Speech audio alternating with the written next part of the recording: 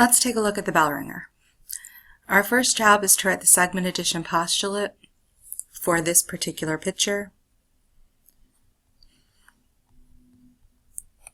In this case, JK plus KL will equal JL. To solve the problem, I start off with the segment addition postulate, substitute my values, and then solve an algebraic equation, so I get x equals 15.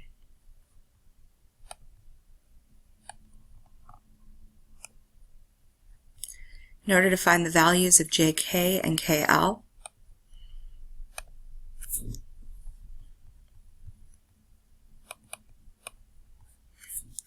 I will substitute that x is 15 into both equations. So JK is 31 inches and KL is 5 inches. We're going to do something similar for the angle addition postulate.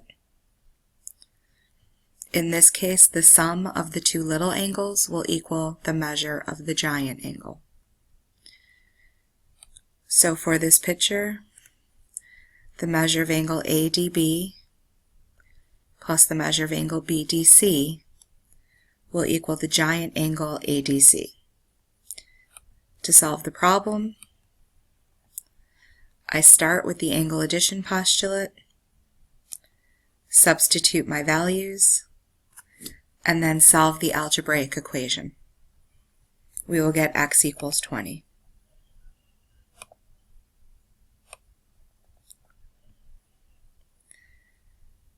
To find the individual measures of the angles,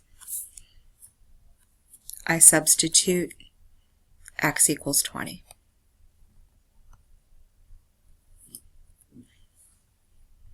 So the measure of angle ADB is 30 degrees, and the measure of angle BDC is 50 degrees.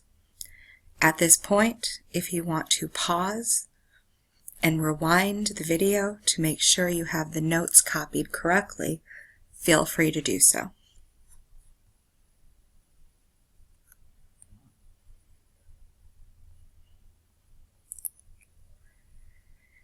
Taking a look at our notes, we will be able to find the measures of angles given various information.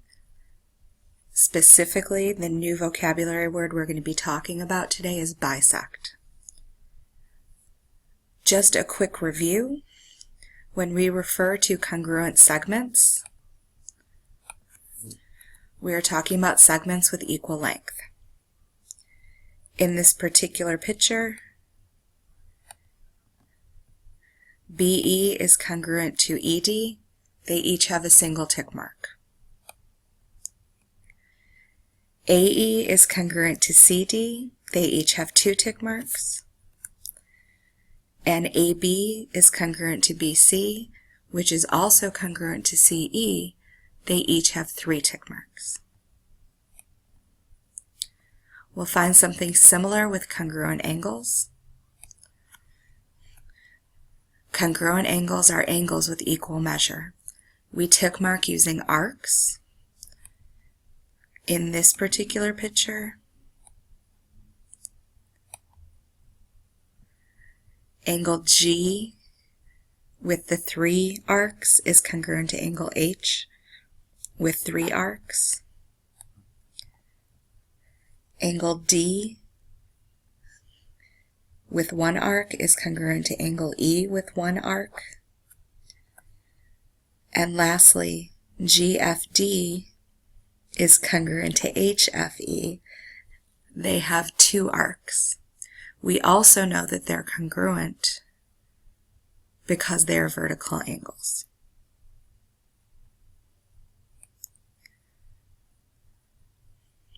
Sometimes it's easier to remember what the word means if you understand where it comes from. The word bisect comes from 2 parts, bi, which means 2, and sect, which means divide. So it will mean bisect divides into 2 congruent parts. Something to keep in mind as we look at an angle. When you bisect an angle, the result is two congruent angles. When you bisect, it's the concept of dividing in half, not literally taking a scissors and cutting an angle into two rays. So, we will not be able to use the protractor, but I will tell you that the measure of the angles are 30 degrees and 35 degrees.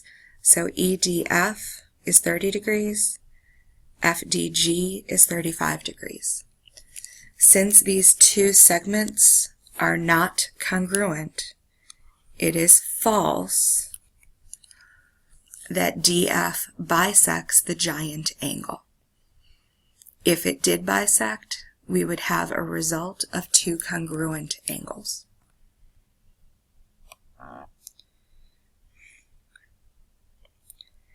As we look at example 2, we are given that EG bisects the angle. Bisect does mean divide into two congruent parts, and it is wise to tick mark the congruent angles. So this angle is congruent to that angle.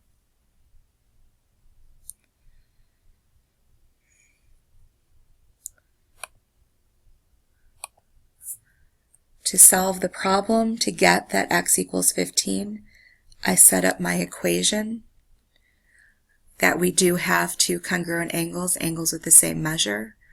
I will use algebra to solve to get x equals 15. I will then substitute x equals 15 to find the measure of angle HEG would be 60 degrees. That means that GEF is also 60 degrees. The giant angle would then be 120 degrees. Remember, at any time, feel free to pause to make sure you're doing your algebra correct and your answers are the same as mine.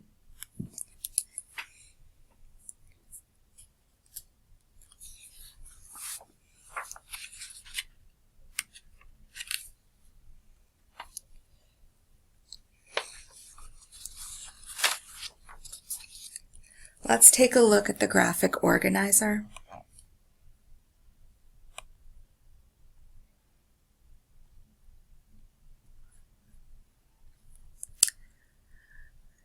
Students get addition postulate and bisect confused very easily.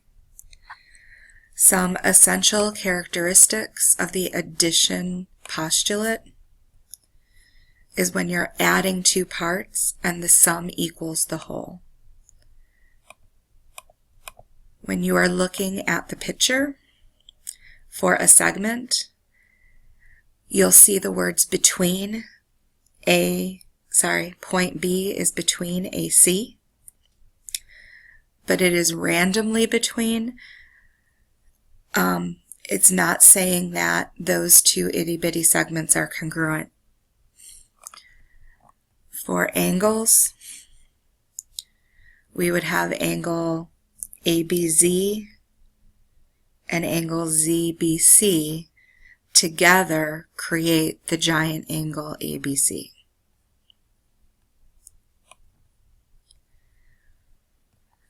Some non-essential characteristics that might be nice to know but are not required. You don't need to know the actual names of the points. Sometimes you're just given the angle number or you're just given the algebraic expression. Also, we don't know if the angle addition postulate will cut something exactly in half. We just know that the two of them mushed together equals the sum. And last, it really does not matter how large or small the angles are. In terms of additional information for our addition postulate to match the picture above, segment AB plus segment BC equals the whole segment AC. For our angle, the measure of angle 1 plus the measure of angle 2 will equal the giant angle ABC. Now, how the addition postulate and bisect differ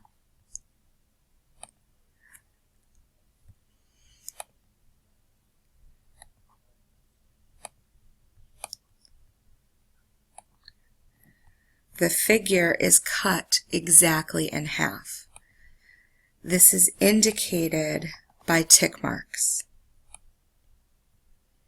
So this is a picture that represents something that has been bisected.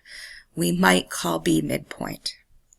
Notice the difference between the bisect picture and the addition postulate picture. Bisect shows congruent segments, angle addition does not. You'll notice the same for the angle measures.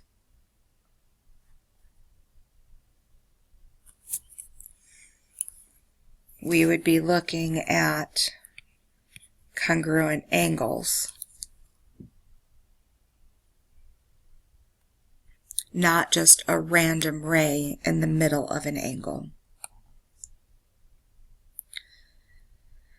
Some non-essential characteristics. The problems will still work. Again,